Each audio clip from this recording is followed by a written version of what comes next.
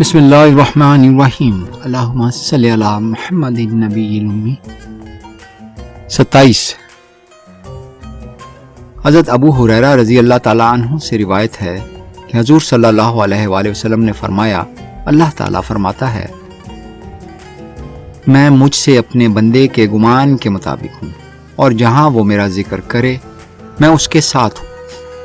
اگر وہ اپنے نفس میں میرا ذکر کرے تو میں اپنے نفس میں اس کا ذکر کرتا ہوں۔ اگر وہ کسی محفل میں میرا ذکر کرے تو میں اس سے بہتر محفل میں اس کا ذکر کرتا ہوں۔ اور اگر وہ میری طرف ایک ہاتھ آئے تو میں اس کی طرف ایک بازو بڑھاتا ہوں۔ اگر وہ میری طرف ایک بازو بڑھے تو میں اس کی طرف ایک گز بڑھتا ہوں۔